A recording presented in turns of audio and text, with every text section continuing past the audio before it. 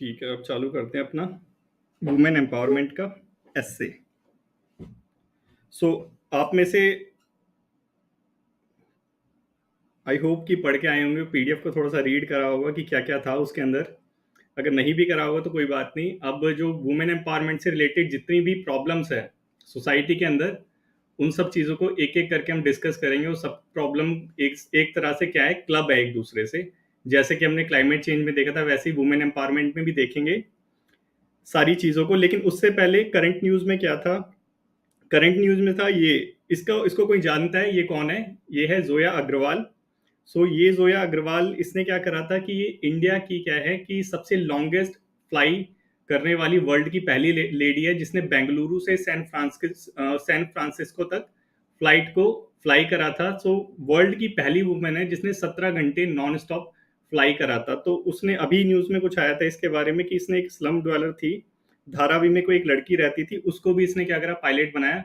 तो थोड़ा ये अच्छी सी न्यूज़ थी, तो इसके ऊपर मैंने सोचा कि कुछ ऐसे बनाते हैं, इसके ऊपर इंट्रोडक्शन बनाया। सो जैसे कि आप यहाँ पे देख सकते हैं, इसका ज़ोया अग्रवाल का इसका इंट्रोडक्शन बनाया है कि कैसे ये Zoya Agarwal longest flyer runner बनी और सैन फ्रांसिस्को से बेंगलुरु तक फ्लाइट रन करा। ऐसा लग रहा है कि जो पैट्रियार्कल सोसाइटी है हमारी, ये जा रही है, लेकिन फिर क्वेश्चन वगैरह करे, वही अपनी जो अप्रोच होती है उसके द्वारा। सो इसको आप यूज कर सकते हैं एज अ एग्जाम्पल। इसको आपको अपने एसे राइटिंग के अंदर एज इट इज नहीं उतारना है, क्योंकि जितने भी बच्चे देखेंगे अगर वही सारे उतारेंगे तो सबको एक जैसे मार्क्स कैसे मिलेंगे, क्योंकि वहां पे कॉपीराइट वाला वो इशू आ जाएगा। तो सबको ये क्या करना है कि इसको एज अ एग्जाम्पल लेना है, कि जैसे दीपक ने क्लाइमेट चेंज के ऊपर बहुत अच्छा इंट्रोडक्शन बनाया था, वैसे करके आपको क्या करना है कि कोई भी न्यूज मिलती है थोड़ा सा सोचना है और इंट्रोडक्शन बनाना है। यहाँ पे 2 इंट्रोडक्शन बनाए हैं मैंने। किस लिए बनाए हैं कि अगर आप कोई बड़ा ऐसे देखते हैं कि बड़ा, जैसे मैं प्रोवाइड कराता हूँ सैंपल ऐसे, थोड़ा सा बड़ा होता है, तो उसको कैसे कंसाइज करना है, उसी का एक एग्जांपल है कि 2 दे रखे हैं इंट्रोडक्शन, दोनों सेम है, एकदम सेम है। एक थोड़ा सा बड़ा है, एक थोड़ा सा कम है। एक है ये 100 वर्ड्स का, 108 वर्ड्स का, और दूसरा जो इंट्रोडक्शन है वो है 63 वर्ड्स का। तो ये जस्ट एक क्या है, स्पेसिमेन है, एक एग्जांपल है कि आपको कैसे करना है। तो अब अपना स्टार्ट करते हैं अपना लेक्चर वुमेन एम्पावरमेंट का। तो जब हम वुमेन एम्पावरमेंट को देखेंगे तो 3 डायमेंशन में हम इसे डिवाइड करेंगे, जैसे कि हम करते आए हैं। सबसे पहले वुमेन की स्टोरी देखेंगे कि वुमेन की जर्नी कैसे होती है लाइफ की, कैसे हमारी जो पैट्रियार्कल सोसाइटी है ये आई है, कैसे वुमेन जो होती है प्रॉब्लम फेस करती है थ्रू आउट हर लाइफ, कि जब छोटी होती है क्या प्रॉब्लम फेस करती है, जब गर्ल बनती है, थोड़ी बच्ची होती है, तब क्या करती है, थोड़ी सी और यंग हो जाती है, थोड़ी सी और जवान हो जाती है, और फिर शादी तक, कि वुमेन्स क्या क्या प्रॉब्लम फेस करती है। उन सब चीज़ों को हम ब्रीफली थोड़ा डिस्कस करेंगे। फिर हम देखेंगे कि हमारी सोसाइटी में बेसिकली प्रॉब्लम क्या है वुमेन्स को लेके, क्या इशू है, उसके पीछे के क्या रीजंस हैं। इन सब चीज़ों को हम ब्रीफली डिस्कस करेंगे, हर एक पॉइंट को टच करेंगे। देन आफ्टर हम क्या देखेंगे, रिमेडी देखेंगे कि इसका क्या सॉल्यूशन हो सकता है। ठीक है, तो अब स्टार्ट करते हैं अपना लेक्चर। तो वुमेन की जर्नी कैसे स्टार्ट होती है, सबसे पहले हम देखेंगे ओरिजिन, कि हमारी सोसाइटी सबको पता है पैट्रियार्कल सोसाइटी है, लेकिन ये जो पैट्रियार्कल सोसाइटी है ये आई कैसे अस्तित्व में, कैसे ये एग्जिस्टेंस में आई, इस चीज़ को पहले हमें समझना ज़रूरी है। सो जब ये मानवता स्टार्ट हो रही थी, जो ह्यूमन, ये हमारा जो कल्चर है, ये सारी चीज़ें जब स्टार्ट हो रही थी, हम पहले क्या थे, हम प्रिमिटिव सोसाइटी में रहते थे, आदि मानव काइंड ऑफ कह सकते हैं, हंटर एंड गैदरर जिसे कहते हैं। हमने वहां से स्टार्ट करी है जर्नी, हर एक सिविलाइजेशन ने, चाहे वो यूएस हो चाहे वो इंडिया हो, ए टू जेड जितने भी देश है, सब ने एक ही जो ओरिजिन है वहां से स्टार्ट करी है। कहाँ से? हंटर एंड गैदरर से। ठीक है, वहां से हमारी जो लाइफ है वहां से स्टार्ट हुई है। सो स्टार्टिंग में क्या था कि जब हंटर एंड गैदरर थे, कि जो हमारे जो पूर्वज जिसे कह सकते हैं, वो क्या करते, शिकार करके अपना भरण पोषण करते थे। हम पे कोई पक्का घर नहीं था, हम जंगलों में रहते थे, उन्हें कहते हैं हंटर एंड गैदरर। ठीक है, तो उस टाइम पे क्या था कि जो मेल है और जो फीमेल है, हम दोनों में बायोलॉजिकल थोड़े डिफरेंसेस है। तो जो फीमेल होती है उसको चाइल्ड बियरिंग करनी पड़ती है, कि जो चाइल्ड बियरिंग कहते हैं कि जैसे किसी बच्चे को जन्म देना, वो सिर्फ एक वुमेन ही कर सकती है, एक मेल नहीं कर सकता। ठीक है, तो जो हमारे बायोलॉजिकल डिफरेंसेस थे कि चाइल्ड बियरिंग हो गया, फिर उसको नर्चरिंग करना, नर्सिंग करना, फीडिंग करना, तो इन बायोलॉजिकल डिफरेंसेस की वजह से हमने म्यूचुअली क्या डिसाइड करा, मैन और वुमेन ने, मेल और फीमेल ने क्या डिसाइड करा कि हमने वर्क को अपना डिवाइड कर लिया कि मेल क्या काम करेगा और फीमेल क्या काम करेगी।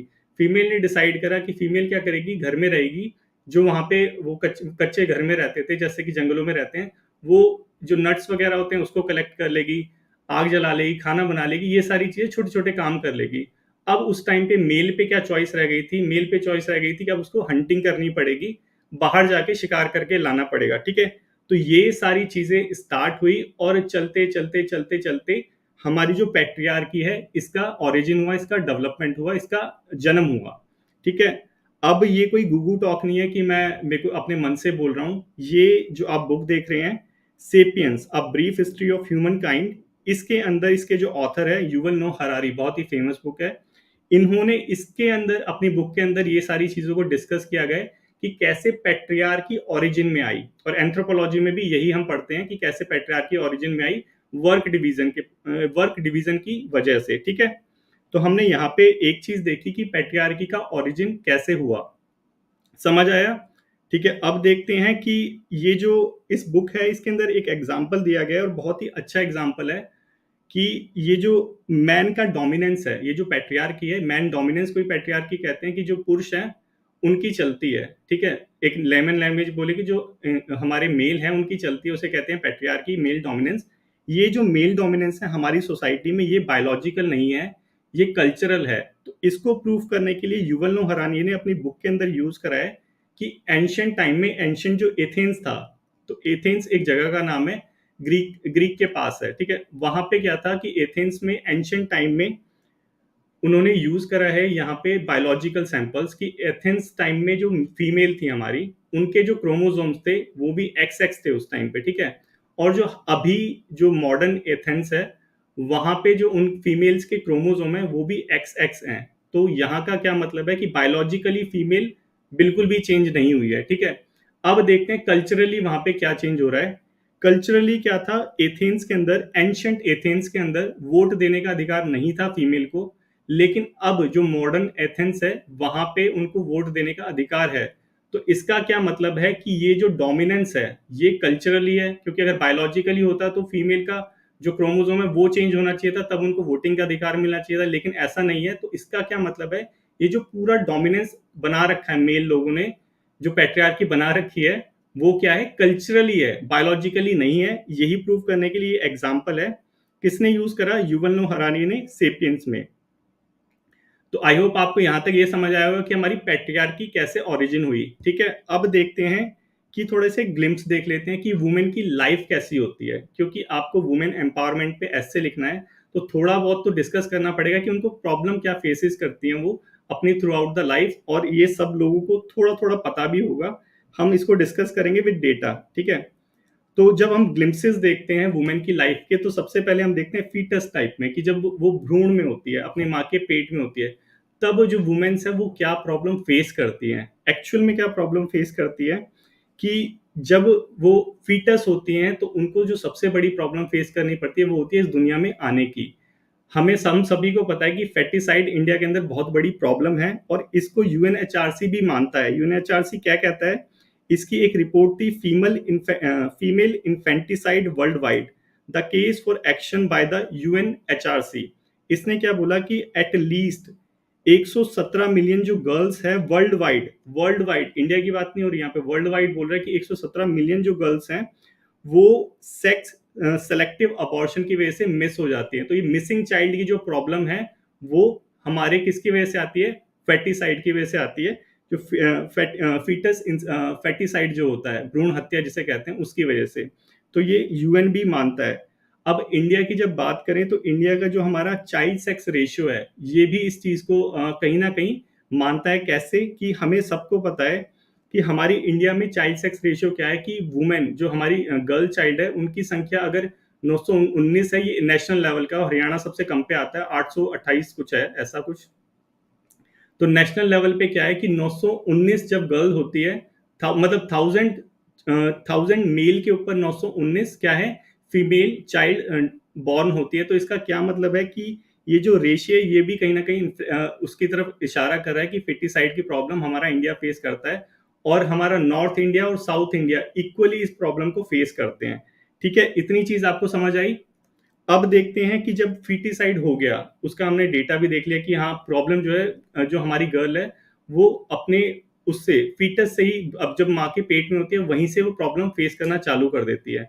अब हम देखते हैं कि जब वो पैदा हो जाती है, वो चाइल्ड बन जाती है, तब उनको क्या प्रॉब्लम फेस करनी पड़ती है।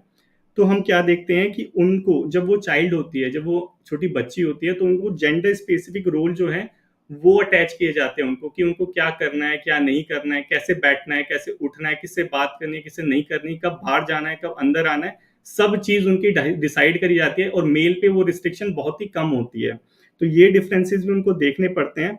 और जो ये फेमिनिटी और मस्कुलिनिटी है कि वुमेन के साथ अटैच करा जाता है कि चाइल्ड चाइल्ड में उन्हें है चाइल्ड में उन्हें बोला जाता है कि उनको उनका नेचर कैसा होना चाहिए। अगर वुमेन का नेचर थोड़ा रूड होता है तो उसको सोसाइटी में क्या माना जाता है, ऑकवर्ड माना जाता है। लेकिन जो मेल का होता है उसे क्या कहते हैं, ये नेचुरल है। तो ये क्या चीज़ है, सोसाइटी भी उसको क्या कर रही है, जेंडर स्पेसिफिक रोल दे रही है कि तुम वुमेन हो तो तुम्हें पोलाइटली बोलना है, तुम्हें तुम्हें केयर करनी है दूसरों की, ये सारी चीज़ करनी है। लेकिन एक्चुअल में क्या है, ये क्या है, कल्चरली है सारी चीज़ें, ठीक है?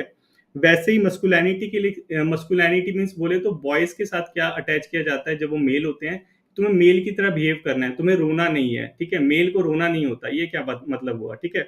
ये सारी चीज़ें क्या है, एक्चुअल में हमारी सोसाइटी जो है, कल्चर जो है, वो हमारे ऊपर थोपता है, ना कि ये बायोलॉजिकल है। इस चीज़ को पहली चीज़ हमें समझने की ज़रूरत है कि मेल के साथ क्या अटैच किया जाता है कि उन्हें पैसे कमाने हैं, ब्रेड विनर, ठीक है? उन्हें अपना घर चलाना है।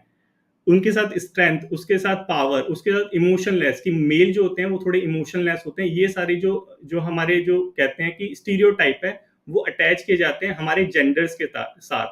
तो चाइल्ड में क्या फेस करते हैं, वो जेंडर स्पेसिफिक रोल फेस करते हैं।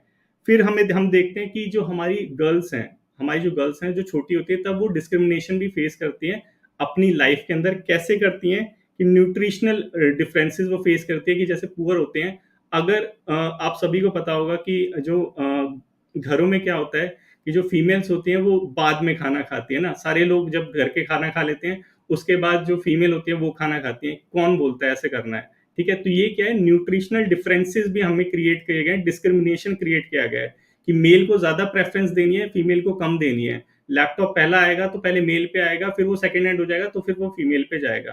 तो ये क्या चीजें, डिस्क्रिमिनेशन है, और वही हम लड़कियां जो है वो चाइल्ड जो बच्ची होती है तब से वो फेस करना चालू करती हैं इन सब चीजों को। एजुकेशनल डिफरेंसेस भी होते हैं कि फीमेल को क्या होता है कि एजुकेशनल प्रेफरेंसेस कम दी जाती है, मेल को ज्यादा दी जाती है।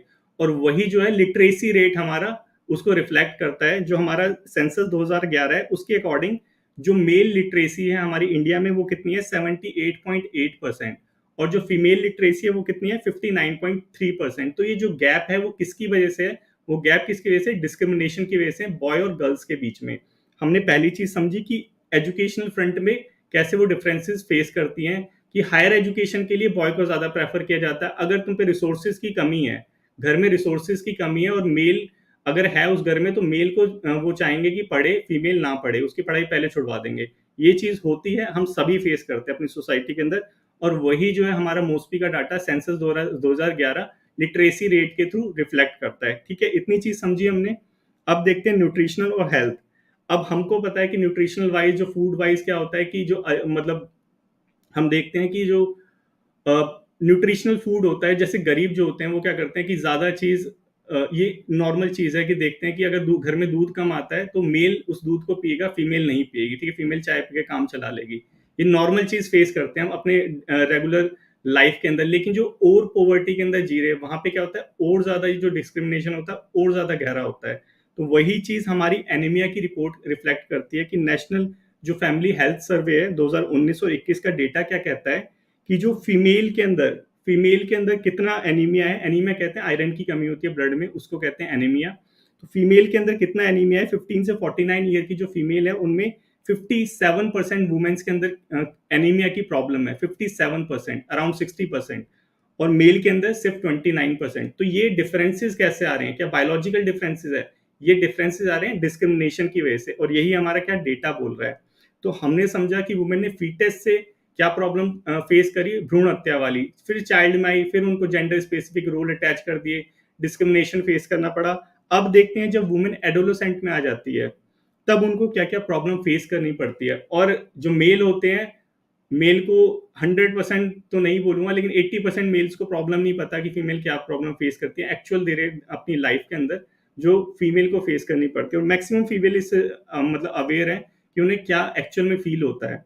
तो जब हम एडोलसेंट पीरियड में आते हैं तो हम क्या देखते हैं कि जो फीमेल है हमारी, वो क्या प्रॉब्लम फेस करती है जेंडर स्टीरियोटाइप का, कि जेंडर स्पेसिफिक रोल, कैसे कपड़े पहनने हैं कैसे नहीं पहनने, कितने बजे घर आना है कितने बजे बाहर जाना है, वो सारी चीजें, कैसे बैठना है, पैर नहीं खोलने, पैर फोल्ड करके बैठना है, ये सारी चीजें क्या जेंडर स्टीरियोटाइपिंग है। ठीक है, उसके बाद ईव टीजिंग, सेक्सुअल हरासमेंट, ये सारी प्रॉब्लम वो एडोलेसेंट पीरियड में फेस करती हैं।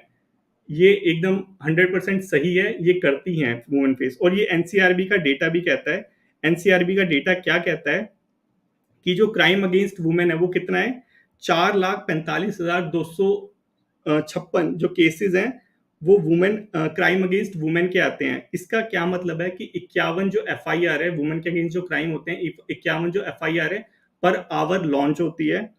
और 57% जो वुमेन है वो सेक्सुअल हरासमेंट, 87 जो वुमेन है वो सेक्सुअल हरासमेंट फेस करती है पर डे। तो ये डेटा भी इसी चीज को रिफ्लेक्ट कर रहा है, जो वुमेन एक्चुअल में अपनी लाइफ में प्रॉब्लम फेस करते हैं एडोलेसेंट पीरियड में। तो आपको समझ आया कि एडोलेसेंट पीरियड तक वुमेन ने क्या क्या फेस करा। अब देखते हैं जब वुमेन बड़ी हो जाती है, अब उसकी शादी होने वाली है, ठीक है, अब उसको क्या प्रॉब्लम फेस करनी पड़ती है। अब आते हैं सोसाइटल इल्स। सोसाइटल इल्स क्या कहते हैं, समाज की बुराइयां, जैसे कि अब उसे फेस करनी पड़ती है कि शादी करेंगे तो अब उसको दहेज देना पड़ेगा, डॉरी की प्रॉब्लम, ठीक है। अब डॉरी हो गई, शादी हो गई, शादी के बाद जो सबसे बड़ी जो प्रॉब्लम है वो है मैरिटल रेप की। जो वुमेन होती है, कंसेंटल जो सेक्सुअल रिलेशन होता है अपने इंटीमेट पार्टनर्स के साथ, वो एस्टेब्लिश नहीं कर पाती, उसे कहते हैं मैरिटल रेप। सो इंडिया में लीगलाइज नहीं है मैरिटल रेप।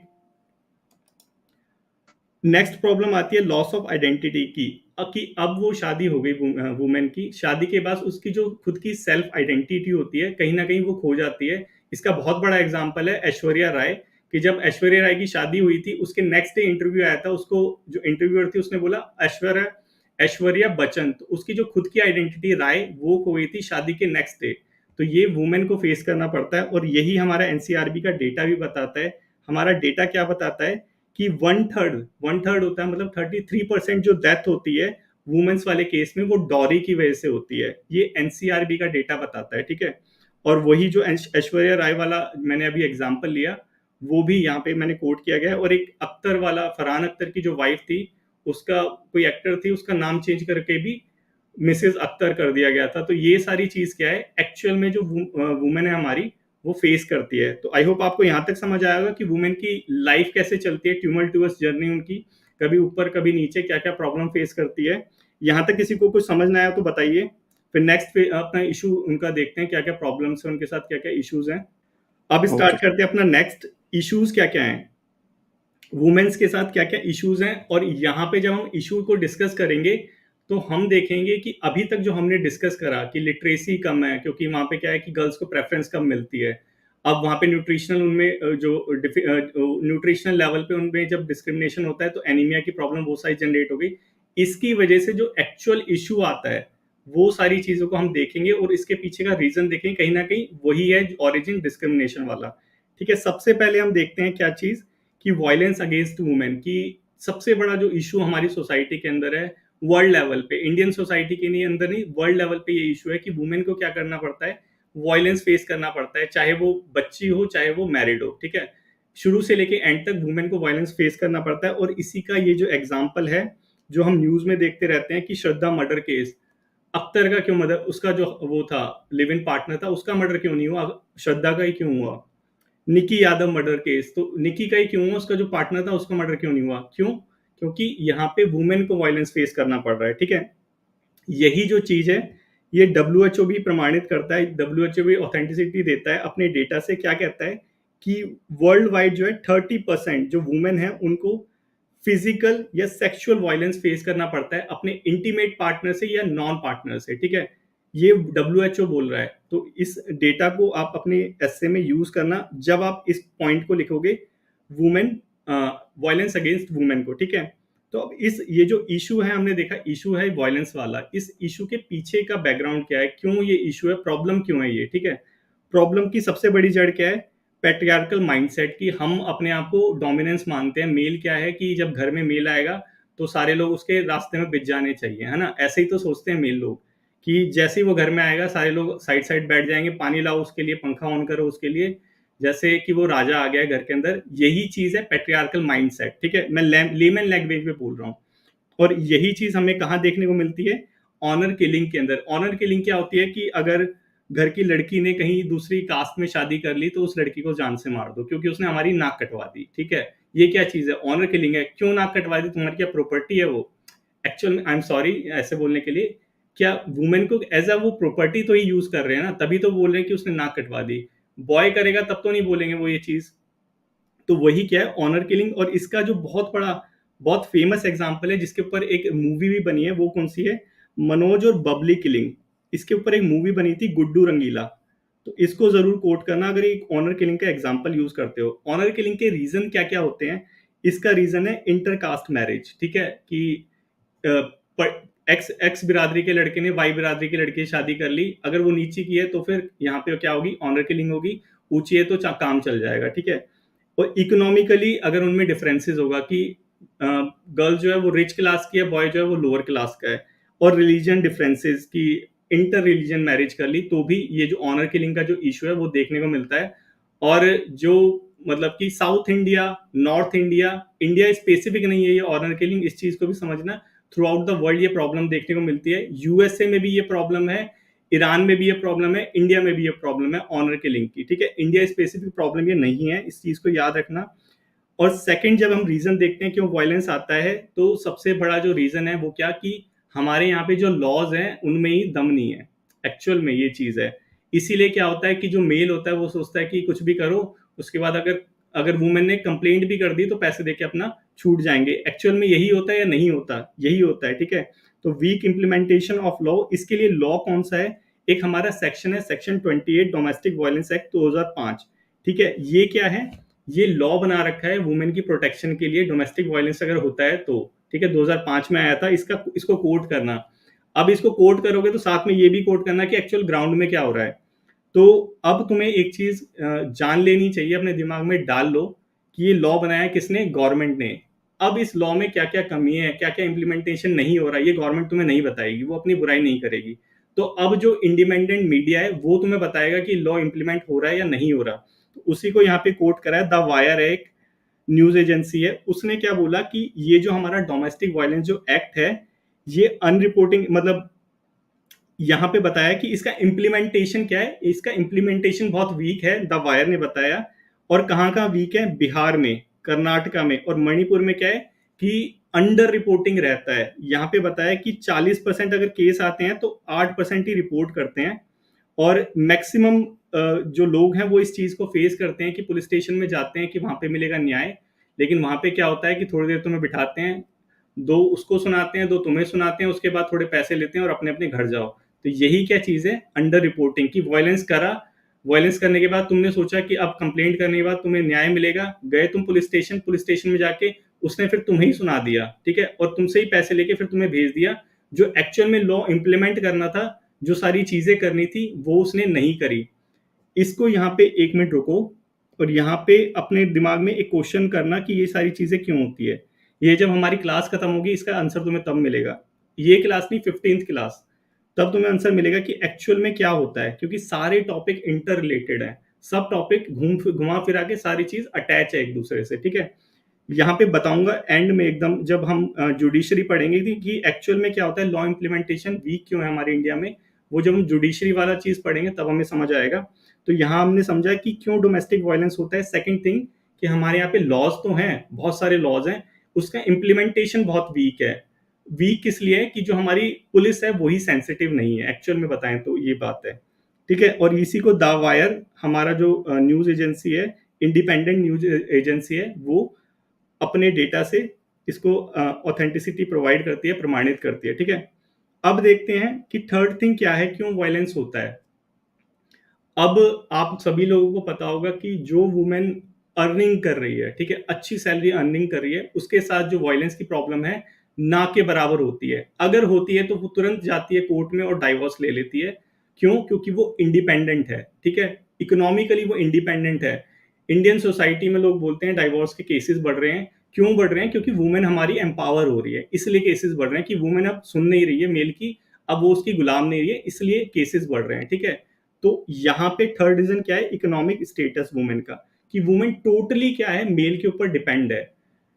क्योंकि वो एम्प्लॉयमेंट सेक्टर में नहीं गई। क्यों नहीं गई? क्योंकि उनके माता पिता ने क्या करा, उनको प्रेफरेंस नहीं दी, बॉय को प्रेफरेंस नहीं दी, वहीं पे वो शुरू में वो वीक हो गई। वीक होते होते जब शादी हुई, तो शादी के बाद एम्प्लॉयमेंट मिलेगा कहाँ से? क्योंकि एजुकेशनली वो क्या है, सक्षम नहीं है। 100% वुमेन की बात कर रहा हूँ, एक्सेप्शनल होते हैं केसेस कि अभी वुमेन्स क्या है, सीईओ भी है। ठीक है, लेकिन हम प्रॉब्लम्स को देख रहे हैं अभी यहाँ पे। ठीक है, तो यहाँ पे हमने क्या जाना कि इकोनॉमिक स्टेटस नहीं है वुमेन का, इकोनॉमिकली वो वीक है, इकोनॉमिकली वो डिपेंडेंट है मेल के ऊपर। इसीलिए क्या होता है कि उनको जो वायलेंस वाली जो प्रॉब्लम है वो फेस करनी पड़ती है। और हमने यहाँ पे देखा था कि जो वुमेन होती है एजुकेशनली, उनकी लिटरेसी रेट क्या है, 59.3%। ठीक है, ये हमारा लिटरेसी रेट है वुमेन का। अब इस लिटरेसी रेट के साथ जब वो एम्प्लॉयमेंट सेक्टर में जाएगी, वर्क फोर्स बनेगी, तो उनको कैसे, लिटरेसी की डेफिनेशन ही हमारे यहाँ फ्लॉड है बहुत ज़्यादा। तो ये हमारा क्या है, एजुकेशनल लिटरेसी रेट है। अब हम जब देखते हैं लेबर फोर्स पार्टिसिपेशन रेट क्या है वुमेन्स का, कि वो कितने परसेंट जो हमारी वुमेन है वो काम कर रही है, रोजगार है हमारी वुमेन्स के पास, उसे कहते हैं लेबर फोर्स पार्टिसिपेशन रेट। तो कितनी वुमेन हमारी जो सोसाइटी में वो काम कर रही हैं, तो इसका डेटा हमारा आता है ministry of women and child affair से। वो बताता है कि सिर्फ 37%, इंडिया में सिर्फ 37% जो वुमेन है वो हमारी लेबर फोर्स है। तो तुम खुद सोच लो कि सिर्फ 37%, जबकि 50% पॉपुलेशन है हमारी फीमेल की। 50 मेल है, 50 हमारे फीमेल है। 50-50 की पॉपुलेशन है, लेकिन सिर्फ 37% वुमेन है जो वो काम कर रही है। अब यहाँ पे हमने देख लिया कि इकोनॉमिक स्टेटस वीक है, एजुकेशनली वो वीक है, इसलिए इकोनॉमिकली वो काम, जो हमारा रोजगार है एम्प्लॉयमेंट में, उनका रेशियो कम है, इसलिए वो वीक है। और थर्ड देखते हैं कि जब एम्प्लॉयमेंट उनका कम है, तो वो जो अदर सेक्टर्स हैं वहां पे भी वो अंडर रिप्रेजेंटेड है। कि मतलब क्या है अंडर रिप्रेजेंटेड का मतलब, कि वहां पे भी उनकी जो संख्या है वो बराबर में नहीं है। तो सबसे हम देखेंगे पहले पार्लियामेंट। पार्लियामेंट में क्या बनता है, लॉ बनता है। ठीक है, अब वहां पे देखेंगे तो पार्लियामेंट में जितने मिनिस्टर्स हैं, वुमेन मिनिस्टर्स सिर्फ, वुमेन एमपी, सॉरी मिनिस्टर नहीं, एमपी, वुमेन जो एमपी है वो सिर्फ 15% है। 15% जो पार्लियामेंट के अंदर एमपी है, मेंबर ऑफ पार्लियामेंट है, वो सिर्फ 15% है। तो तुम खुद सोचो कि पार्लियामेंट जैसी जगह जहां पे लॉ बनते हैं, वहां पे वुमेन की संख्या ही 15% है, तो वुमेन के फेवर में लॉ बनाएगा कौन? पहली चीज समझ आई कि इनका रिप्रेजेंटेशन ही कम है एपेक्स बॉडीज में। सेकंड थिंग, जब गवर्नमेंट की बात करते हैं, गवर्नमेंट लेवल पे बोले तो एग्जीक्यूटिव लेवल। ठीक है, एग्जीक्यूटिव लेवल पे वुमेन्स का जब हम रेशियो देखते हैं, तो हमारी मोदी गवर्नमेंट है अभी सेंटर में। अब वहां पे 78 मिनिस्टर्स हैं, और 78 मिनिस्टर्स में सिर्फ 11 जो मिनिस्टर हैं वो कौन है, वुमेन। और ये भी अब तक की हाईएस्ट है, ये जो रेशियो है ये अब तक का हाईएस्ट रेशियो है।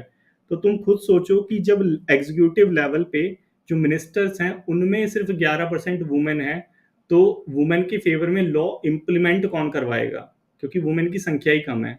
Second thing. थर्ड थिंग देखो, जुडिशरी।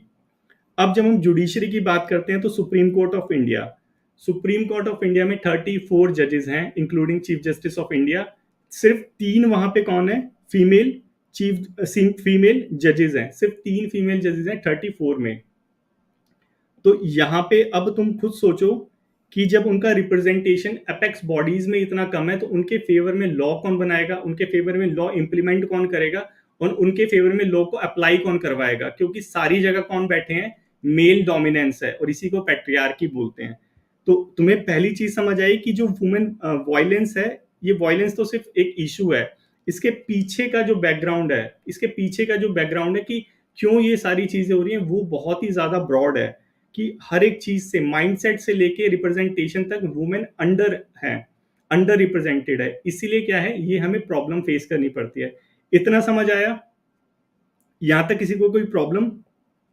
अब नेक्स्ट देखते हैं, जो नेक्स्ट इशू फेस करती है वुमेन, वो क्या, कि इनकम डिफरेंसेस का, कि वुमेन और मेल की जो इनकम है वो इक्वली नहीं है। सेम, गवर्नमेंट जॉब की बात नहीं कर रहा हूं मैं, यहाँ प्राइवेट की बात कर रहा हूँ। ठीक है, गवर्नमेंट में कर ही नहीं सकती गवर्नमेंट ये, ठीक है, क्योंकि गवर्नमेंट क्या है, वो एपेक्स बॉडी है वेलफेयर प्रोवाइड कराने के लिए, सबसे बड़ा प्लेटफॉर्म है वेलफेयर प्रोवाइड कराने के लिए, तो गवर्नमेंट तो कभी डिफरेंशिएट कर नहीं सकती।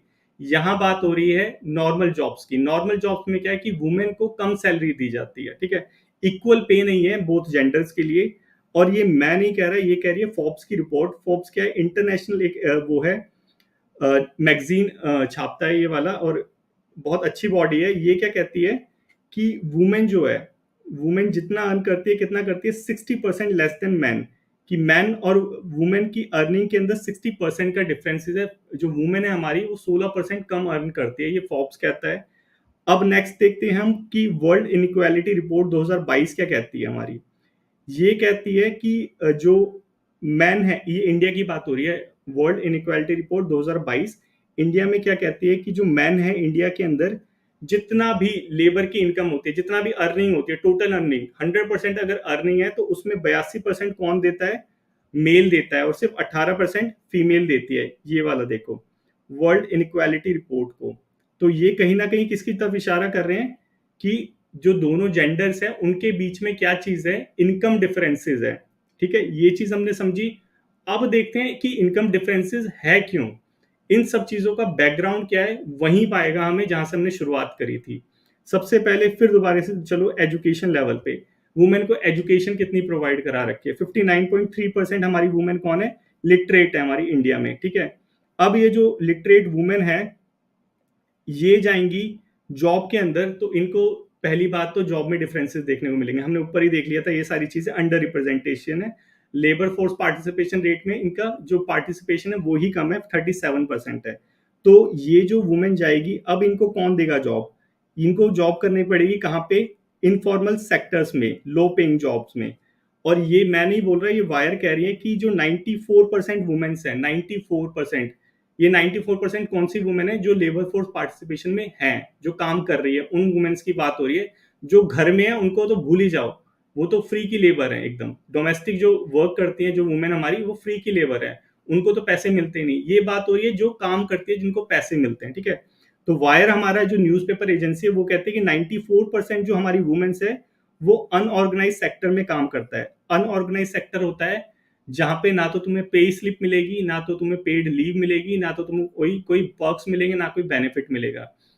जैसे फैक्ट्री वर्कर्स होते हैं, जो नॉर्मल फैक्ट्री होती है, घरों में काम करते हैं, जो जैसे डोमेस्टिक वर्कर्स होते हैं, ये क्या है, इनफॉर्मल ऑर्गेनाइजेशन है, ये इनफॉर्मल वर्क्स हैं। तो यहाँ पे बताता है कि 94% जो वुमेन है इन सेक्टर्स में काम करता है, इनफॉर्मल सेक्टर में। तो जब वो वुमेन जो हमारी 94% वुमेन इनफॉर्मल सेक्टर में काम करेगी, तो तुम्हें क्या लगता है कि उनकी जो पे होगी वो मैन के इक्वल होगी? बिल्कुल नहीं होगी, क्योंकि वो सेक्टर ही उन्होंने ऐसा चूज करा है, इनफॉर्मल वाला। ठीक है, ये हमने देखा। अब एक यूएन की रिपोर्ट है 1980 की। ठीक है, ये रिपोर्ट हम इसको बाद में देखेंगे, बहुत ही अच्छी रिपोर्ट है। क्या चीज बताती है ये, इस चीज को हम देखेंगे। नेक्स्ट हम देखेंगे कि क्यों होती है ये चीजें, क्यों ये जो हमारा डिफरेंसेस है क्यों होता है। इसके पीछे रीजन है कि हम वुमेन को प्रेफर ही नहीं करते जॉब के लिए। क्यों प्रेफर नहीं करते, इसके रीजंस देखेंगे। प्रॉब्लम्स क्या क्या है वुमेन्स के साथ, जो मेल समझते हैं, एक्चुअल में वो प्रॉब्लम नहीं है, लेकिन मेल समझते हैं ये प्रॉब्लम है। क्यों हम वुमेन को जो अपने, जब किसी को हम हायर करते हैं तो वुमेन को क्यों नहीं हायर करते, मेल को क्यों हायर करते हैं? उसका रीजन है एक मेंस्ट्रुअल साइकिल, नेचुरल साइकिल है। ठीक है, इसके लिए कोई पेड लीव नहीं मिलती अगर वो लीव लेती हैं, क्योंकि वो बहुत पेनफुल प्रोसेस होती है मेंस्ट्रुअल साइकिल। उस प्रोसेस के अंदर वुमेन अगर लीव लेती है तो वो पेड नहीं होती, उनको उसके लिए सैलरी कटवानी पड़ती है। तो ये एक पहला रीजन देखा। ठीक है, अब देखते हैं बायोलॉजिकल फंक्शन। तो वुमेन का एक बायोलॉजिकल फंक्शन हमने स्टार्टिंग में देखा था, क्या होता है, एक बर्थ देना। ठीक है, ये वुमेन ही कर सकती है, मेल नहीं कर सकता।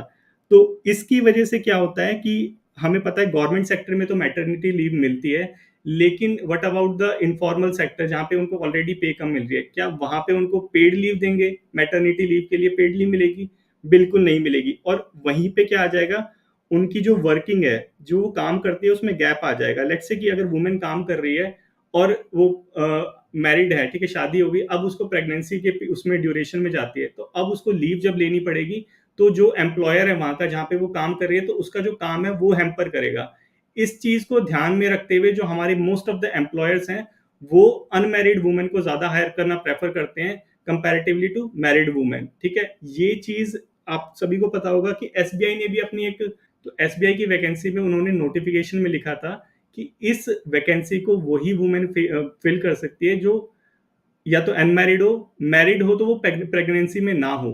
तो यहाँ पे इस छोटी सी इश्यू को लेके बहुत बड़ी कंट्रोवर्सी हो गई थी, और खुद में ही ये क्या है, डिस्क्रिमिनेशन वो कर रहा है कि वुमेन मैरिड है तो उसको तुम एक क्राइटेरिया अलग से लगा रहे हो। ठीक है, तो ये सारे इशू जब इनफॉर्मल सेक्टर्स में आते हैं तो इनका जो कॉन्सिक्वेंसेज होता है बहुत ही ग्रीव होता है। ठीक है, ये चीज थोड़ा समझने की जरूरत है कि बायोलॉजिकल फंक्शन की वजह से जो उन पर रिस्पॉन्सिबिलिटी आती है, उसकी वजह से जो वर्किंग में गैप हो जाता है, उसकी वजह से क्या होता है, जो एम्प्लॉयर होता है उनको हायर ना करने के लिए वो प्रेफर करता है कि उनको ना हायर करे जो मैरिड है और मैरिड के बाद प्रेगनेंसी पीरियड में है। ठीक है, अब जो प्रॉब्लम फेस करती है हमारी जो वुमेन, जब जो वर्किंग वुमेन है वो क्या, सेक्सुअल हरासमेंट की एट वर्क प्लेस, जो वुमेन को ये सबसे बड़ी प्रॉब्लम फेस करनी पड़ती है। और इसके अंदर हमारा जो सुप्रीम कोर्ट इंडिया है वो भी अछूता नहीं था। आपको पता होगा चीफ जस्टिस गोगोई के ऊपर भी एलिगेशंस लगे थे इन सब चीज़ों के, तो वो अलग चीज़ है, उसको डिस्कस नहीं करेंगे हम। तो ये एक प्रॉब्लम वुमेन फेस करती है। इसके लिए एक सुप्रीम कोर्ट ऑफ इंडिया ने विशाखा गाइडलाइन लेके आई थी, जिसके अंदर sexual harassment and work place से रिलेटेड एक एक्ट भी बना था वुमेन्स की सिक्योरिटी के लिए, तो उसको थोड़ा सा हम ध्यान में रखेंगे। तो ये क्या चीजें हैं, ये हमारा ब्रॉड डायमेंशन है कि कैसे वुमेन क्या क्या चीजें प्रॉब्लम फेस करती है, और ओरिजिन कहाँ से है। ओरिजिन है वहीं से ही कि हमने उसे चाइल्ड में ही डिस्क्रिमिनेट कर दिया, चाइल्ड में ही हमने मेल को प्रेफरेंस देना ज्यादा कर दिया, कि वुमेन को एजुकेशन लेवल पे भी वीक रखा, न्यूट्रिशन लेवल पे भी वीक रखा, और उस वीक का रिजल्ट क्या निकला कि एंड में जो वुमेन है वो डिपेंडेंट होके रह गई। ठीक है, यहां तक समझ आया सभी को। अब देखते हैं कि थोड़े थोड़े अदर अदर इशू जो हैं जो वुमेन्स के साथ, वो क्या है कि एक डिजिटल डिवाइड की प्रॉब्लम है हमारे इंडिया में। जेंडर डिवाइड कहते हैं, जेंडर डिजिटल डिवाइड, कि जो वुमेन है उनको डिजिटली जो टेक्नोलॉजी है वो एक्सेस करने में यहाँ पे भी डिस्क्रिमिनेशन फेस करना पड़ता है।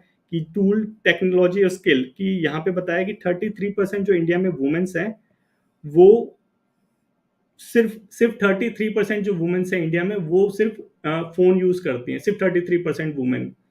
तो यहाँ पे एक चीज सोच के देखो कि जो टेक्नोलॉजी है वो वुमेन एम्पावरमेंट में कैसे मदद करती है, कि जो वुमेन है उसको टेक्नोलॉजी के थ्रू स्किल सीख सकती है। ठीक है, स्किल सीखेगी तो वो एम्पावर होगी। ठीक है, टेक्नोलॉजी के थ्रू वो अपनी वॉइस को रेज कर सकती है, मी टू मूवमेंट बहुत बड़ा एग्जांपल है, तो वो एम्पावर होगी। लेकिन हम लोगों ने क्या कर दिया है कि यहीं पे डिस्क्रिमिनेट कर दिया, उनको टेक्नोलॉजी ही एक्सेस नहीं करवा रहे, वहीं पे डिजिटल डिवाइड कर दिया है। तो यहाँ पे भी क्या है, ये भी एक इशू हमने क्रिएट कर दिया है। और ये हमारा ये डेटा भी बोल रहा है कि 33% जो वुमेन है सिर्फ उनके पास ही फोन है। अब देखते हैं नेक्स्ट प्रॉब्लम, ये ग्लास सीलिंग। ये ऐसे का ऐसा वर्ड लिखना, ठीक है, लिखो ना तो ऐसे का ऐसा वर्ड लिखना है, ग्लास सीलिंग।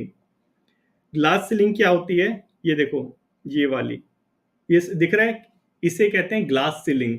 ये क्या ग्लास सीलिंग है कि जो हमारी वुमेन्स हैं उनको एपेक्स लेवल पे हम पहुंचना ही नहीं देते। इसका बहुत बड़ा एग्जांपल ये देखो, ये है इसका बहुत बड़ा एग्जांपल। पार्लियामेंट में 15% वुमेन, गवर्नमेंट में सिर्फ 11 मिनिस्टर, और जुडिशरी में सिर्फ 3 वुमेन। ये क्या है कि एपेक्स लेवल पे हम वुमेन को पहुंचने ही नहीं दे रहे, ऐसी सीलिंग लगा दी है जो दिख नहीं रही है, और उसे ही हम क्या कहते हैं, ग्लास सीलिंग। समझ आया? इसका एग्जाम्पल बिजनेस में देखने को मिलेगा कि इंडिया में जितने स्टार्टअप्स हैं, ठीक है, उसमें सिर्फ 14% जो स्टार्टअप है वो वुमेन्स का है, और बाकी सारों पे किसका राज है, मेल का। तो यहां तक समझ आया कि हम एक्चुअल में कर क्या रहे हैं, मेल लोग जो है वो कर क्या रहे हैं, कि ये ऐसी चीज क्रिएट कर दी हमने, ऐसी चीज क्रिएट कर दी है कि उसका सॉल्यूशन निकालना वुमेन्स के लिए तो ऑलमोस्ट इम्पॉसिबल कर दिया है। यहां तक किसी को कोई डाउट है? समझ आया सबको क्या क्या प्रॉब्लम एक्चुअल में वुमेन फेस करती है? कोई माइक ऑन करके बताओ, सुमित। सर सीजीआई तो एक भी नहीं है अभी तक।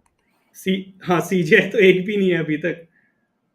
मतलब कि अभी जब हमारी जो द्रौपदी मुर्मू है वो जब राष्ट्रपति बनी थी, तो पूरा इंडिया वुमेन वुमेन एम्पावरमेंट और वुमेन एम्पावरमेंट ऐसे ऐसे करके बोल रहा था, लेकिन कितनी राष्ट्रपति वुमेन बनी है, इसका जब रेशियो देखोगे तो सब समझ आ जाएगा कितना वुमेन एम्पावरमेंट हम कर रहे हैं एक्चुअल में।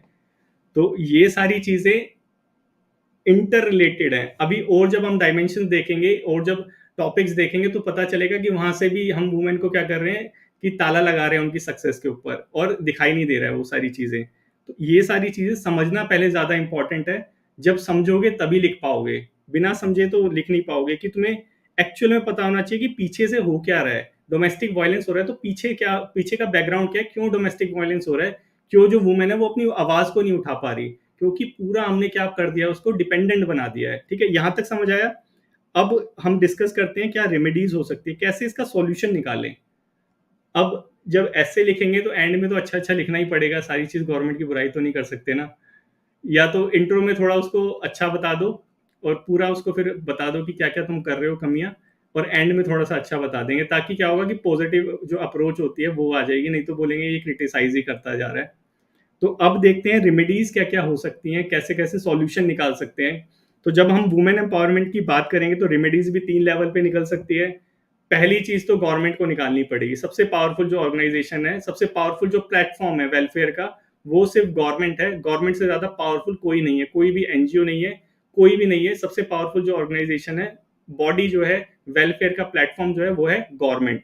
तो सबसे पहले हम गवर्नमेंट लेवल पे देखेंगे क्या क्या वेलफेयर होते हैं, फिर हम देखेंगे सोसाइटी लेवल पे सोसाइटी कैसे अपना एटीट्यूड चेंज करके, बिहेवियर चेंज करके वुमेन एम्पावरमेंट कर सकती है, और थर्ड हम देखेंगे कि इंडिविजुअल लेवल पे कैसे ये सारी चीजें हो सकती हैं। और थोड़ा बहुत मिसलेनियस देख लेंगे कि हमारा कॉन्स्टिट्यूशन है उसके अंदर क्या लिख रखा है, डीपीएसपी है उसके अंदर क्या है, ये सारी चीजें हम देखेंगे। ठीक है, तो यहाँ हम अपना रेमेडीज चालू करते हैं। तो जब हम रेमेडीज देखेंगे तो उसमें हम क्या देखते हैं, गवर्नमेंट लेवल का। सबसे पहले गवर्नमेंट क्या करती है, और सबसे प्यारी जो स्कीम है गवर्नमेंट की वो क्या, बेटी बचाओ बेटी पढ़ाओ। इसने रेवोल्यूशन, बिल्कुल ये चीज जो स्कीम है ये लेके आई है। इसकी स्कीम का 2 टारगेट था। पहली चीज अवेयरनेस को फैलाना, ठीक है, और दूसरी चीज सेंसिटाइज करना, मतलब सेंसिटाइज करना पीपल को, जो लोग हैं उनको थोड़ा भावुक बनाना अपनी बेटियों के लिए। ठीक है, ये एम था किसका, हमारा बेटी बचाओ बेटी पढ़ाओ के अंदर एटीट्यूड चेंज करना था बेसिकली। इसके अंदर ना जो हमारी सोसाइटी में जो मेल डोमिनेंस है उनका एटीट्यूड चेंज करना था। एटीट्यूड चेंज कैसे होगा, एटीट्यूड जब चेंज होगा तो ऑटोमेटिकली जो हमारा बिहेवियर है वो चेंज हो जाएगा। ठीक है, तो ये दोनों चीज को रिलेट है, और यहाँ पे हमारा टारगेट था एटीट्यूड चेंज करना बेटी बचाओ और बेटी पढ़ाओ में। अब इसका जब हम रिजल्ट देखेंगे इस स्कीम का, जो गवर्नमेंट की स्कीम आई थी एटीट्यूड चेंज करने के लिए, अवेयरनेस और सेंसिटाइज करने के लिए पीपल को, तो जब हम इसका रिजल्ट देखेंगे तो रिजल्ट क्या निकला, अच्छा था रिजल्ट। मैं हंस रहा हूँ, इसका मतलब ये नहीं रिजल्ट गंदा था, इसका रिजल्ट अच्छा था। इसका रिजल्ट क्या था, एक मिनट, इसका रिजल्ट क्या था कि जो हमारी 640 डिस्ट्रिक्ट थी, जितने हमारे जिले थे 640, उनमें से 422 जिलों के अंदर हमें पॉजिटिव रिजल्ट देखने को मिला। वहां पे जो जेंडर रेशियो था मेल और फीमेल का, चाइल्ड बर्थ वाला, वो वहां पे इंप्रूव हुआ। किसकी बदौलत, हमारी इस बेटी बचाओ बेटी पढ़ाओ स्कीम के बदौलत। ठीक है, अब हम देखते हैं नेक्स्ट थिंग कि बेटी बचा तो ली, वहां पे हमने देखा रेशियो बढ़ गया उनका। अब उनको पढ़ाने की बात आती है तो एनरोलमेंट रेशियो भी जो फीमेल का है वो इम्प्रूव हुआ था हायर एजुकेशन में, सेकेंडरी लेवल वाली 12th वाली, उनमें इम्प्रूव हुआ कितना, 81% हो गया 77% से। ये कौन कहता है, पीआईबी, प्रेस इंडिया ब्यूरो, हमारा उसका डेटा है ये। तो मतलब क्या है कि इसका जो हमारी बेटी बचाओ बेटी पढ़ाओ जो स्कीम थी, इसके अंदर अवेयरनेस हुई, एटीट्यूड चेंज हुआ, बिहेवियर चेंज हुआ। जो फीमेल है उनका बर्थ रेट भी बढ़ने लगा, और जो फीमेल है उनका एजुकेशनल रेट भी बढ़ने लगा इस स्कीम की बदौलत। मतलब ये स्कीम क्या थी, एक सक्सेस थी। तो ऐसी स्कीम सक्सेस है तो और भी स्कीम सक्सेस हो सकती है।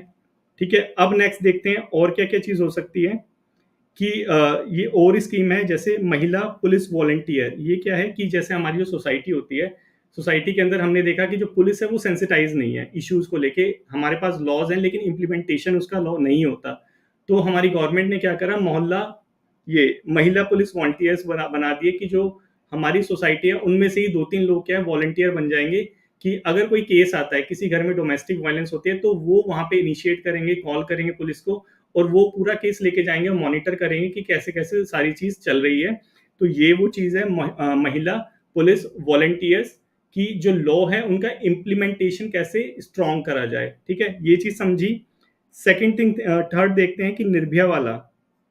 आप सभी को पता है कि दिल्ली में ये जो निर्भया कांड हुआ था, इसके बाद ये निर्भया स्कीम आई थी किसके लिए, सेफ्टी और सिक्योरिटी के लिए। जो वुमेन्स होती है जो डिफरेंट लेवल ऑफ उस पर काम करती है, उनकी सिक्योरिटी और सेफ्टी के लिए ये निर्भया स्कीम आई। तो इसका भी यूज कर सकते हैं, ये रियल टाइम इंटरवेंशन है कि जैसे ही कुछ होगा तो तुरंत कॉल जाएगी और तुरंत वो सारी चीजें इंप्लीमेंटेशन होगी। वो क्या है, निर्भया स्कीम। तो इसका यूज करना, अगर यहाँ पे वुमेन एम्पावरमेंट में तुम लिखते हो कि क्या सॉल्यूशन हो सकते हैं और गवर्नमेंट कैसे काम कर रही है, तो वो यहाँ पे आएगा, ठीक है। और यही वन स्टॉप सेंटर बना दिया है, वन स्टॉप सेंटर स्कीम बना दी गवर्नमेंट ने। इस स्कीम में क्या है कि जो वुमेन है उसको असिस्टेंस प्रोवाइड कराई जाएगी, और कोई वायलेंस वगैरह हो जाता है तो वहाँ पे ये सारी चीज़ होंगी, जो एफआईआर होगी वो रिपोर्ट की जाएगी। अंडर रिपोर्टिंग, याद करो कि अंडर रिपोर्टिंग हो रही थी, हमारी वायर ने बताया था। तो वो जो अंडर रिपोर्टिंग हो रही है उसको सॉल्व करने के लिए क्या बनाया, वन स्टॉप सेंटर स्कीम। तो इस चीज़ को थोड़ा सा रिलेट करना कि हमारे पास प्रॉब्लम है लेकिन इसका सॉल्यूशन भी हमारे पास है, गवर्नमेंट इंप्लीमेंट कर रही है, ठीक है। ये चीज़ को रिलेट करना। एक चीज़ जो आप ऐसे में करते हैं वो क्या करते हैं कि रिलेशन नहीं बनाते आपस में, कि मेन बॉडी में कुछ और डिस्कस कर लिया और इंट्रो में, मतलब इंट्रो में कुछ और डिस्कस करा, मेन बॉडी में कुछ और डिस्कस करा, और अपना जो कंक्लूजन में और उसमें कुछ और डिस्कस करा। तो इंटर रिलेट करना है चीज़ों को, कि अगर मेन बॉडी में डिस्कस करा प्रॉब्लम है अंडर रिपोर्टिंग की, तो कंक्लूजन में ये वन स्टॉप सेंटर स्कीम आनी चाहिए कि कैसे वो जो अंडर रिपोर्टिंग है उसको सॉल्व करने के लिए हम अपना मेजर्स इंप्लीमेंट कर रहे हैं, ठीक है। ये समझ आया, ठीक है। अब आगे देखते हैं एंड ये सोसाइटी लेवल पे हम क्या कर सकते हैं, ठीक है। सोसाइटी लेवल पे हमें, हमारे पास कौन है, एनजीओज हैं। एनजीओज क्या होते हैं, नॉन गवर्नमेंट ऑर्गेनाइजेशन, जो गवर्नमेंट वाले तो नहीं होते, नॉन गवर्नमेंट होते हैं। वो क्या करते हैं, अपनी तरफ से पहल करते हैं, सोसाइटी में कोई कोई प्रॉब्लम होती है उसको सॉल्व करने की। तो वुमेन से रिलेटेड कौन कौन से एनजीओज हैं हम उनको देखेंगे।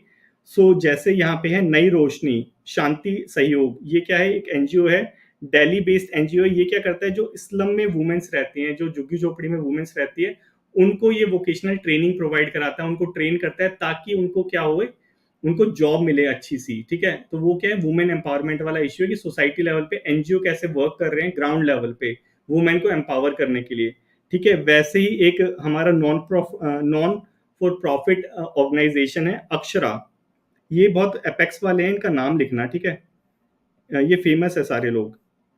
तो ये अक्षरा है, ये क्या करता है कि ये भी वही चीज़ करता है, वुमेन ऑर्गेनाइजेशन बना रखा है, उनको एम्पावर करता है, स्किल वगैरह ट्रेनिंग वगैरह देता है, ये चीज़ें करता है हमारा ये एनजीओ।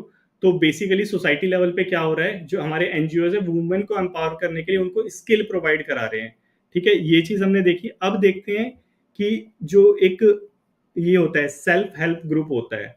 ये क्या होता है कि वुमेन जो होती हैं आपस में ग्रुप बना लेती हैं, जैसे कि जो ट्राइबल वुमेन्स हो गई, गांव में जो वुमेन्स हो गई, गवर्नमेंट का इनिशिएटिव है पहले तो ये।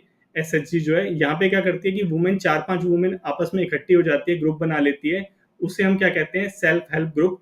ये क्या करती है, आपस में फंड कलेक्ट करती हैं और उससे कुछ नया इनिशिएट करती है, कुछ बिजनेस स्टार्ट करती है, और किसी पर्टिकुलर वुमेन के घर में, उसी ग्रुप की जो वुमेन है उसके साथ कोई प्रॉब्लम हो रही हो तो उसको सॉल्व करने की ये पूरा जो ग्रुप है ये कोशिश करता है। डोमेस्टिक वायलेंस होता है तो ये पूरा जो ग्रुप है ये इकट्ठा होके आता है, उसे हम क्या कहते हैं, सेल्फ हेल्प ग्रुप। तो इसी इसी के अंदर है आशा और अनम। तो ये आशा और अनम क्या करता है कि जो डोमेस्टिक वायलेंस है उसके अगेंस्ट में ये आवाज उठाता है। अगर जैसे मैंने अभी बताया पूरा एक ग्रुप बना लेता है, ग्रुप बनाने के बाद अगर किसी के साथ प्रॉब्लम आती है तो वहां पे ये सपोर्ट करता है। तो ये क्या कर रहा है कि वो जो वुमेन है उसको पावर दे रहा है पीछे से, कि उस वुमेन को लगता है कि मेरे साथ कोई खड़ा है। तो वहां पे क्या होगा कि वुमेन अपनी जो वॉइस है उसको रेज करेगी, आवाज उठाएगी अपनी, ठीक है। तो वही क्या चीज है हमारा सोशल, ये सेल्फ हेल्प ग्रुप आशा और अनम वाला, ठीक है। वुमेन को इकोनॉमिकली एम्पावर कर रहा है, वायलेंस मिटा रहा है, ये सारी चीजें हमारा ये कर रहा है आशा अनम वाला ग्रुप। तो यहां तक समझ आया। अब देखते हैं एक और हमारा इनिशिएटिव है गवर्नमेंट का। गवर्नमेंट का बोले तो ये एनजीओ का, ये कुदम्बश्री, ये बहुत ज्यादा फेमस है, केरला का है ये, ठीक है। एक एनजीओ था, एनजीओ नहीं एक ग्रुप था, जैसे सेल्फ हेल्प ग्रुप है वैसे ये कुदम्बश्री करके एक और चीज आई थी। वहां पे क्या हुआ था कि उन्होंने, जैसे लिज्जत पापड़ है, ठीक है, लिज्जत पापड़ की स्टोरी सेम है। वो क्या है कि 4-5 वुमेन इकट्ठी होकर आई थी, उन्होंने क्या करा था, सेल्फ हेल्प ग्रुप बनाया, पैसे इकट्ठे करे, पैसे इकट्ठा करने के बाद इन सब लोगों ने पैसे इकट्ठे करने के बाद क्या करा, एक छोटा सा बिजनेस स्टार्ट करा पापड़ बनाने का। अब वो बिकता बिकता बिकता बिकता इतना बड़ा ऑर्गेनाइजेशन बन गया है, लिज्जत पापड़, ठीक है, करोड़ों रुपए का है ये। तो ये क्या है कि वुमेन अपने आप में अपने कोलैबोरेशन से एम्पावर कर रही है अपने आप को, उसका बहुत बड़ा एग्जांपल है सोसाइटी लेवल पे, ठीक है। वैसे ही ये कुदुम्बश्री एक स्कीम आई थी पॉवर्टी एरेडिकेशन के लिए और वुमेन एम्पावरमेंट के लिए, केरला की स्कीम है। सेम इसी फॉर्मूला पे बेस्ड है, जैसे हमने अभी ये लिज्जत पापड़ वाला देखा कि लिज्जत पापड़ में भी क्या हुआ था, पॉवर्टी एरेडिकेशन हुआ था, क्योंकि वुमेन को यहाँ पे एम्पावर कर दिया था, बिजनेस में आ गई थी वुमेन, तो उनकी जो पॉवर्टी थी वो खत्म हो गई। और वो एम्पावर हो गई। कैसे हो रही हैं, समझ आया ये सारी चीजें? ठीक है, अब देखते हैं एटीट्यूड चेंज कैसे करेंगे इंडिविजुअल लेवल पे। ठीक है, देखो सब ये चीज एकदम नॉर्मल है, इसीलिए इसको थोड़ा एड में लाया, उसमें कोई पॉइंट नहीं लिखे। देखो एटीट्यूड कैसे चेंज करेंगे, कि सबसे बड़ी प्रॉब्लम हमारे साथ क्या है कि कुछ भी तुम मेजर्स लेके आ जाओ, मेजर तब तक सक्सेसफुल नहीं होंगे जब तक हम अपना क्या नहीं चेंज करेंगे, एटीट्यूड। एक बार हमने अपना एटीट्यूड चेंज कर लिया, अगर सोसाइटी के अंदर मेजर्स भी ना हो गवर्नमेंट लेवल पे या ये सोसाइटल लेवल पे, तो भी जो वुमेन के साथ जो प्रॉब्लम हो रही है वो सॉल्व हो जाएगी ऑटोमेटिकली, अगर सिर्फ एक चीज चेंज होगी, एटीट्यूड। सो एटीट्यूड को चेंज करके हमें अपना बिहेवियर चेंज करना है, वुमेन के लिए सेंसिटाइज करना है अपने आप को। ठीक है, वुमेन भी एक ह्यूमन है, ठीक है, वो भी एक ह्यूमन है, उनको भी जैसे सारे राइट्स होते हैं। मेरी फोटो नहीं आ रही, एक मिनट एक मिनट एक मिनट, आवाज आ रही है सबको? Yes sir. ठीक है ठीक है। एक मिनट दोगे क्या, मैं इसको ठीक करूं या फिर चलने दूं, खत्म होने वाला है वैसे लेक्चर? चलने दो सर, कुछ पता नहीं चलता। ठीक है ठीक है। तो यहाँ पे हमने देखा एटीट्यूड चेंज करने की जरूरत है। हमें अपनी सोसाइटी में अगर इंडिविजुअली अपना बिहेवियर अपना एटीट्यूड चेंज कर लेगा, तो ये जो प्रॉब्लम है वुमेन से रिलेटेड, जो प्रॉब्लम है, जितने भी इश्यूज है, जितनी प्रॉब्लम वुमेन फेस करती है, ये ऑटोमेटिकली सॉल्व हो जाएगी, ऑटोमेटिकली सॉल्व हो जाएगी अगर एक बार हमने अपना बिहेवियर चेंज कर लिया। तो यही चीज हम क्या कर सकते हैं, अपने इंडिविजुअल लेवल पे कर सकते हैं। ठीक है, ये समझ आया? अब देखते हैं कि हमारे कॉन्स्टिट्यूशन में क्या क्या चीजें मेंशन है, उस चीज को हम थोड़ा सा समझेंगे कि हमारे कॉन्स्टिट्यूशन में क्या दे रखा है।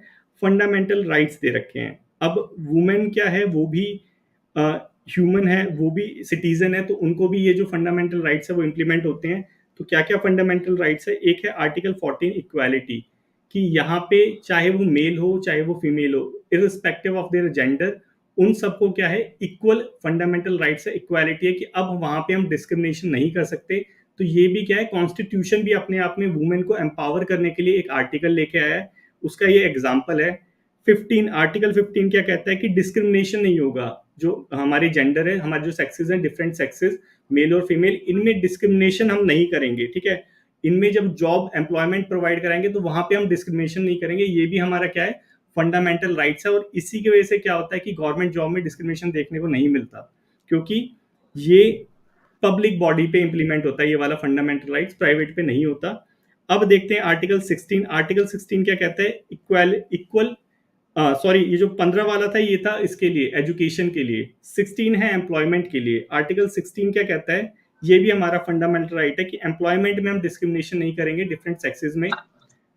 उसके बाद आर्टिकल 70, आर्टिकल 70 अनटचेबिलिटी से रिलेटेड है, कि जो अनटचेबल वुमेन है, दलित कह लीजिए, उनके साथ डिस्क्रिमिनेशन ना हो, इसके लिए हमारा आर्टिकल 17 है। एक आर्टिकल का यूज करना है और ना भी करो तो भी चलेगा, लेकिन अगर याद आ जाए तो वहां पे करना, रिलेवेंट हो तो। ठीक है, आर्टिकल 21 राइट टू लाइफ, उसके अंदर स्पेशली मेंशन है ये वाला, कि ट्रीट वुमेन विद डिग्निटी, कि वुमेन को हमें डिग्निटी के साथ ट्रीट करना है, ये हमारा आर्टिकल 21 के अंदर मेंशन है। तो ये क्या है, हमारा फंडामेंटल राइट्स एनफोर्स कर रहा है वुमेन एम्पावरमेंट के लिए, कि हम कॉन्स्टिट्यूशन लेवल पे भी वुमेन को एम्पावर करना चाहते हैं। ये इस चीज का एग्जाम्पल है, ये समझ आया? अब देखते हैं हमारा डीपीएसपी। तो यहाँ पे क्या है, दो आर्टिकल है हमारे, आर्टिकल 39 और आर्टिकल 42। ठीक है, ये दोनों भी किसकी तरफ इशारा करते हैं, वुमेन एम्पावरमेंट की तरफ। कैसे, आर्टिकल 39 कहता है कि दोनों जो जेंडर है भैया, उनको इक्वल सैलरी दो, ये जो डिफरेंसेस करते हो इनको मत करो। ठीक है, ये हमारा आर्टिकल 39 करता है, ये एनफोर्सेबल नहीं है इसलिए नहीं हो पाता। आर्टिकल 42 कहता है सॉरी, आर्टिकल 42 कहता है कि मैटरनिटी रिलीफ प्रोवाइड कराओ वुमेन्स को। तो गवर्नमेंट ने तो प्रोवाइड करा दिया, लेकिन जो इनफॉर्मल सेक्टर है उसको कैसे कंट्रोल करोगे, उसको कंट्रोल करना तो मुश्किल है। ठीक है, तो ये क्या है, हमारा डीपीएसपी भी इशारा करते हैं इस तरफ कि वुमेन को एम्पावर करना है। ठीक है, अब उसके बाद देखते हैं कि हमने सोशल मीडिया देखा था। सोशल मीडिया में हमने देखा था कि सोशल मीडिया कैसे एम्पावर करता है वुमेन को। तो वहां पे एक यूज करा था मीटू मूवमेंट का। तो यहाँ पे सोशल मीडिया का भी यूज कर सकते हो, कि जो डिजिटल मीडिया है वो भी कहीं न कहीं किसमें हेल्प कर रहा है, वुमेन को एम्पावर करने के लिए हेल्प कर रहा है, ठीक है? ये हो गया। और उसके बाद ये जिसने बुक नहीं पढ़ी होगी तो मैं रिकमेंड करूँगा कि इसको पढ़ के देखना, तुम्हें एक्चुअल में पता चलेगा वुमेन क्या इश्यू फेस करती हैं। तो यहाँ पे जो वुमेन ये है मलाला यूसुफ़ज़ई, इसको मैक्सिमम लोग जानते होंगे, ठीक है? ये नोबेल प्राइज़ विनर है। तो यहाँ पे ये जो है मलाला यूसुफ़ज़ई, इसने क्या चीज़ प्रॉब्लम फेस करी थी कि ये पाकिस्तान की लेडी हैं। सो ये पाकिस्तान में तालिबानी एरिया में रहती थी, जो अफ़गानिस्तान के नियर बाय वाला एरिया है। वहाँ पे गर्ल्स को, स्पेशली गर्ल्स को एजुकेशन देना एकदम अलाउड नहीं था तालिबानी की तरफ से, ठीक है? तो जो भी देता था वहाँ पे उसको शूट कर देते थे। तो वहाँ पे इस मलाला यूसुफ़ज़ई ने अपनी आवाज़ को बुलंद करा था, ऊँचा उठाया था। इसके पीछे का रीज़न क्या था ये पता है तुम्हें? इसके पीछे का रीज़न था इसके फादर। इसके फादर ने सपोर्ट करा था इसको कि उसको एजुकेशन प्रोवाइड कराने के लिए। इसके फादर का बैक था इसके पीछे। ये इतना ऊँचा जो उठ पाई, इतनी ज़्यादा इसने जो अपनी वॉइस को रेज़ करा, इसके पीछे कौन था? वो एक मेल फिगर, इसका फादर। तो ऐसे ही जैसे इसके पापा ने, मतलब मलाला यूसुफ़ज़ई के फादर ने जैसे इसको सपोर्ट करा ना, तो वैसे ही मैक्सिमम अगर मेल अपनी अगर गर्ल जो चाइल्ड है, उसको सपोर्ट करेंगे तो ये जो हमारे इश्यूज़ हैं सोसाइटी के अंदर वुमेन को लेके, वो कभी हमें देखने को नहीं मिलेंगे।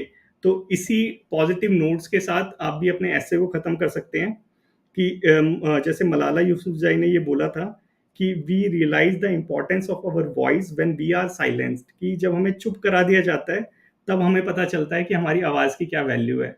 सो ऐसी चीज़ों को आप भी अपने एसे में यूज़ करके उसको थोड़ा-सा इंटरेस्टिंग बना सकते हैं और थोड़ा-सा वो बना सकते हैं कि जो उसको पढ़ने वाला है, उसको इंटरेस्ट आए उस चीज़ में। तो इसी के साथ हमारा जो वुमेन एम्पावरमेंट का टॉपिक है, वो एंड होता है। अब किसी को कोई क्वेश्चन करने कुछ ना समझ आया होगा, ना समझ आया हो या कुछ और पूछना चाहता हो तो वो पूछ सकता है। हाँ, प्लीज़। सर, जो हम प्रॉब्लम्स या फिर ये लिखेंगे कि क्या चल रहा है, क्या प्रॉब्लम्स है हमारी सोसाइटी में, वो उसके साथ ही हम लोग सॉल्यूशंस को प्रोवाइड कर सकते हैं या फिर अलग से रेमेडीज हमें मेंशन करनी पड़ेंगी? देखो, ऐसा नहीं है कि जब तुम प्रॉब्लम को डिस्कस कर रहे हो तो उसके साथ सॉल्यूशन को नहीं डिस्कस कर सकते, ठीक है? उसको कर सकते हो। तो उस केस में क्या होगा, तो तुम्हारा तुम्हारा जो कंक्लूजन है वो सिर्फ़ एक पैराग्राफ का रह जाएगा। तो ऐसे भी कर सकते हो, ये भी अच्छी अप्रोच है। कर सकते हो इसको। सर, क्योंकि वो जो हमारा वो है ना कि रिप्रेजेंटेशन नहीं है वुमेन का इन जुडिशरी एंड एग्जीक्यूटिव, कहीं उसको पे हम भी। लोग 33% जो रिजर्वेशन बिल आया है उसके साथ हम लोग वहाँ उसको जोड़ सकते हैं बहुत आराम से, हाँ, जोड़ सकते हो उसको वहाँ पे। है ना? तो फिर अगर हम लोग बाद में लिखेंगे तो फिर नया एक सेंटेंस लिखना पड़ेगा, तो वर्ड लिमिट की साथ-साथ कर सकते प्रॉब्लम हो, आती ऐसा है। नहीं है साथ नहीं कर सकते, साथ-साथ कर सकते हो। Okay sir. देखो एक चीज़ जो शैलजा शायद एक चीज़ जो मैंने नोट करी ना, वो क्या कि आप लोग क्या करते हो ना कि वो एक अप्रोच बताई थी मैंने आपको कि इको यूज़ करना है। उस इको का यूज़ करा करो कि अगर तुमने कोई स्टोरी यूज़ करी है स्टार्टिंग में, एक किसी लड़की का शायद रिया का चेक करा था। तो उसने क्या करा था कि इंट्रो के अंदर तो बहुत इंट्रो और मेन बॉडी बहुत अच्छी लिखी थी। कंक्लूजन में उसने क्या करा था कि अ, जो कहते हैं ना कि कनेक्टिविटी नहीं आ रही थी वहाँ पे, वो चीज़ करी थी। तो जो अगर इंट्रो आप ऐसा यूज़ करते हो एनेक्डोट वाला या स्टोरी वाला, तो उस नाम को एंड में भी यूज़ कर दिया करो। तो क्या होता है उससे एक वो बन जाता है कि कनेक्शन बन जाता है स्टार्टिंग से एंड तक का, तो वो थोड़ा-सा अच्छा लगता है। बोलो और कुछ? ये देखो जैसे ये आज का एडिटोरियल है, ऑर्गेनाइजेशन से रिलेटेड आया था। जो हमारा ये जो राइटर है, ठीक है? इसने स्टार्ट करा अम्बेडकर से, ठीक है? अम्बेडकर से स्टार्ट करा और अम्बेडकर पे खत्म करा। ये चीज़ बोल रहा हूँ करने के लिए कि अगर जो इंट्रो में यूज़ करा है वर्ड, उसको एंड में भी यूज़ करना है, ठीक है?